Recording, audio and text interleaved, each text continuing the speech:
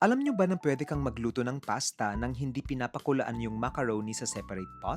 Hello mga B! Nandito ako ngayon sa Salad Master Experience Center para matuto ng bagong recipe kasama si Tita Jovelyn. Iba talaga kapag titanium yung cookware na gamit. Walang mantika, konti lang yung tubig at pampalasa, tapos sa gentle fire lang palagi. Kaya tipid sa gasol, tipid sa oil, pero lasang restaurant quality pa rin. Ang dish namin ngayon ay drop all tuna pasta. Hindi ako mahilig sa pasta sa totoo lang, pero iba talaga ang sarap ng luto na to. Tapos ang dali pang lutuin, kaya mas nakakaengganyo talaga siyang araw-arawin. As in lahat ng sahog like tuna, cream, gatas, mushrooms, pati pasta, sabay-sabay nang nilalagay sa iisang lutuan. Hindi na kailangang i-boil separately, walang gisa-gisa, kaya konti lang yung hugasin, as in. Ang daling gawin kasi drop all lang ang drama. And for sure, kahit wala kang experience sa kitchen, mag-feeling chef ka dahil sa sarap ng outcome. And did I mention na set it and forget it lang to? No need na bantayan pa, kaya may time pa kaming magtsikahan habang nagluluto. Dahil sa cookware na to, mas naging confident akong magluto at mag-prepare ng sarili kong baon. Kaya sa mga curious kung ano bang meron sa titanium cookware sa mga vlogs ko, huwag kayong mahiyang mag-message. Ako nang bahalang mag-explain ng mga features at benefits nito. Tapos, lulutuan ko pa kayo para mas ma-experience nyo kung gaano kasarap at ka-healthy ang luto sa 316 titanium.